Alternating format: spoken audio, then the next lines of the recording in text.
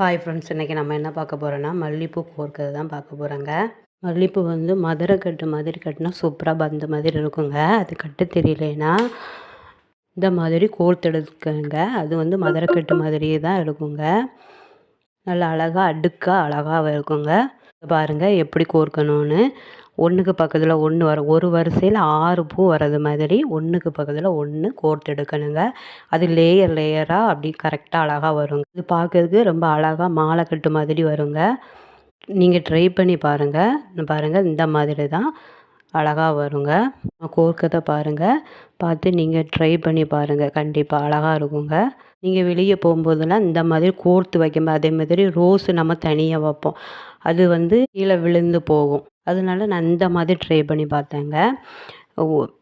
மல்லிகைப்பூவை இந்த மாதிரி 10 லேயர் இதை பாருங்கள், அப்படி கொறுக்குது லேயர்மா நம்ம எண்ணி பார்க்குற மாதிரி இருக்குங்க. 10 லேயர் கொறுத்து முடித்த பிறகு ரோஸை 2 ரோஸு ஒன்று பக்கத்தில் ஒன்று கோர்த்து அப்படி கோர்க்கச்சுமே சூப்பராக இருக்குங்க. வீடியோவை ஃபுல்லாக பாருங்கள். நான் வந்து கோர்க்கதை உங்களுக்கு காணிக்கிறேன். ரோஸுன்னு இல்லைங்க, வேறு எந்த பூனாலும் காம்பினேஷன் கொடுக்கலாங்க. நம்ம வந்து என்ன ட்ரெஸ்ஸு போடுவோமோ அந்த மாதிரி பூ கலரை கொடுக்கலாங்க. அது பார்க்கறதுக்கு ட்ரெஸ்ஸுக்கு மேட்சாக அழகாக இருக்குங்க. இது ஈஸியான முறை தாங்க. பூ கட்ட தெரியாதவங்க கூட ஈஸியாக இந்த மாதிரி ட்ரை பண்ணி பார்க்கலாம். இந்த மாதிரி பூக்கட்டு வீடியோஸ் நான் நிறைய போட்டிருக்கேங்க. பாருங்கள், சேனலில் போய் உங்களுக்கு யூஸ்ஃபுல்லான வீடியோஸ் நான் நிறைய போடுவேங்க. பாருங்கள். இது உங்களுக்கு பிடிச்சிருந்தனா லைக் பண்ணுங்கள், ஷேர் பண்ணுங்கள், சப்போர்ட் பண்ணுங்கள். கண்டிப்பாக நீங்கள் இந்த மாதிரி ட்ரை பண்ணி பாருங்கள்.